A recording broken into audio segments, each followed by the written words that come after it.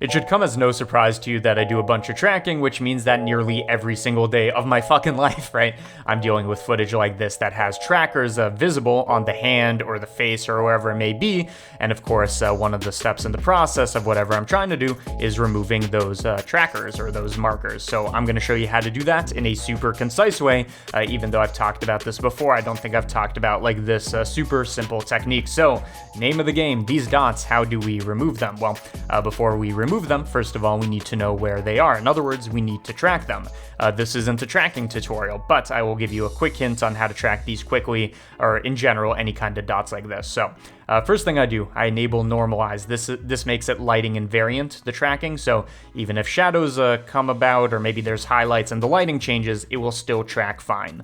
Other thing I do is I usually set this to previous frame when I'm dealing with dots, just so we're not referencing the first frame, but every single update, it's referencing the newest frame. Don't worry about it. Long story short, these are the settings I use. I also usually up the pattern size and search size just a bit, so we have slightly bigger trackers with bigger search boxes. But at this point, all I have to do is control-click a bunch of places, and it should, once we actually begin tracking, go all the way through the shot without any hiccups. Of course, you could do manual adjustments. So we have all our trackers, A to select everything, Control-T to track forwards, and you know what? Who would have thought? Everything tracked perfectly. It's kind of like I tested this shot before I even brought it to you. Crazy, crazy kid I am. Okay, so now we have our trackers, and the question is, how do we do compositing to this to actually get rid of them? Well, first of all, since we have these trackers, we have information about where these dots are, which means we can make a mask pretty easily and isolate them, right? So in the movie clip editor, which is where we are, you may or may not have known this, other than tracking, there's also a mask panel, and this is going to be the exact panel we need to isolate the area, right? So I'm going to generate a new mask. I'm going to call this the dots mask, and we could either like control click and start drawing a custom mask. I'm not going to do that. Instead, Shift A, add in a circle, which should be ideal for literally, any tracking scenario like this. And then I'm just going to put it over one of these dots. And then you take it, Shift D, and another dot. And all this, instead of having like 8 different masks, is actually a bunch of, in some sense, layers or kind of segments, fragments, whatever, regions, whatever you want to call it, within the same mask. So even though it looks like a bunch of regions, this is all contained in the dots mask, okay? So here we have a bunch of masks generated on frame 129, and you might be thinking, okay, perfect, we've isolated the area, but of course it's not moving with the trackers, okay? So what we need to do is have them moving with the trackers. How do we do that? Well, with each of these circles, you can click L while hovering over to select linked, shift-click the tracker, and if we go to mask, you can see we have a option to parent these points. You can either, put this in manually, so, footage, the camera object, and whichever tracker. Or, again, if you just select the tracker, Control-P, and it will automatically do that for you, making sure that it's a point track, not a plane track. So again, Alt-A to deselect everything. What I did is L to select everything, Shift-click the tracker, Control-P, and then one last time, just so, for the viewers with brain damage, here's how you do it again. L for linked, Shift-click, Control-P, and that is parented. And I know you don't want to see me do the rest of it, so let me fast forward. Okay, I think I got all the trackers. I guess one way to check is we actually just play the footage, and now you can see indeed the masks are moving with their respective trackers. So again, the point of parenting, just like in the 3D viewport, is now we have these mask regions parented moving with their respective tracker, okay?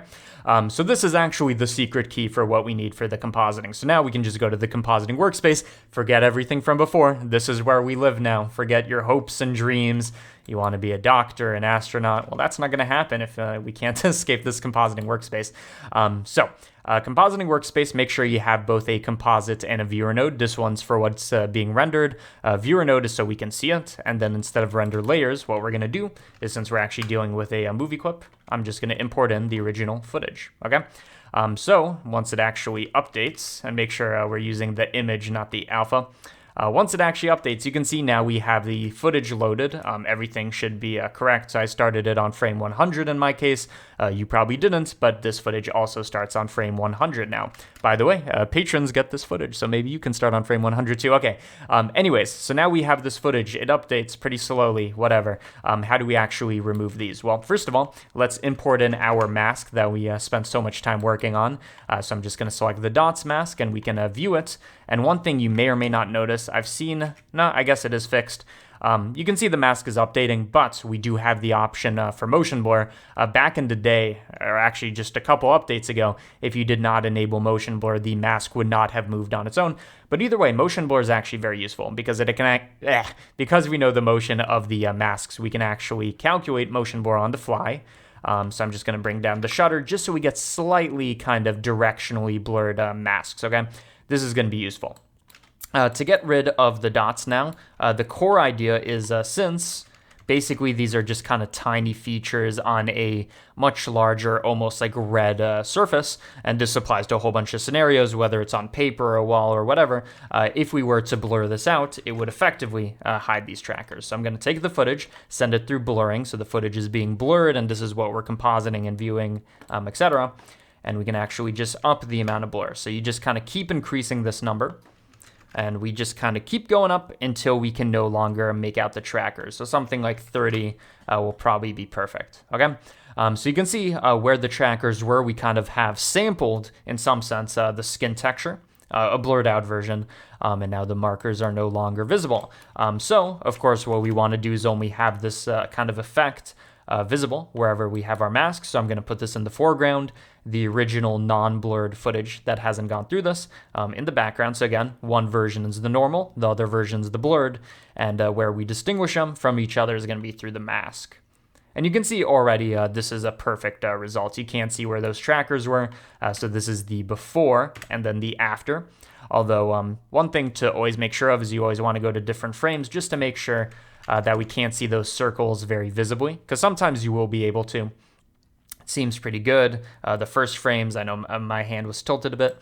Generally, this is a perfectly fine result, but if you want to be extra safe, one thing I would recommend for your mask other than motion blur is send this through a dilate/erode node. This could actually be the key component to making this perfect. Honestly, you might be banging your head against the wall being like, I did everything I was supposed to. It's not working, and I don't want to do everything with like 3D tracking and whatever.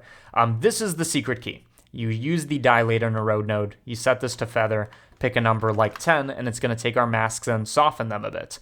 So we're feathering outwards, or you could equivalently feather inwards, okay?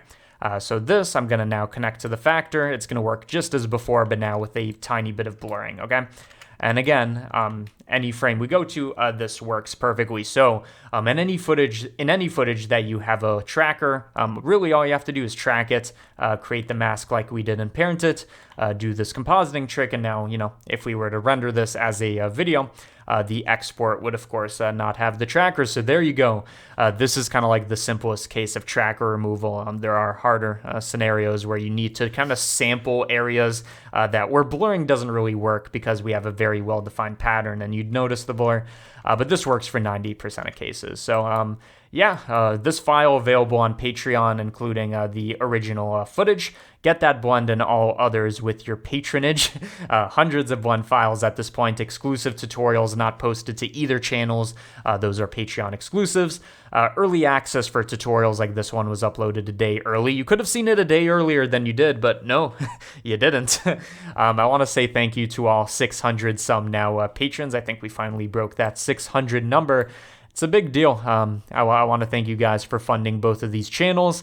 I put you guys in the credits because you are producers, and hopefully your name isn't embarrassing because everybody can see it, although it's scrolling by super fast. So it's not that big of a deal. Yeah, there you go. I feel like that's a wrap on that. Got to go work on the CG Matter video again. I'm like 1/4 of the way through the edit, if that, more like 1/5 of the way through the edit. So I'm going to go work on that. Hopefully you enjoyed this tutorial. Hopefully it was useful, and yeah, see ya.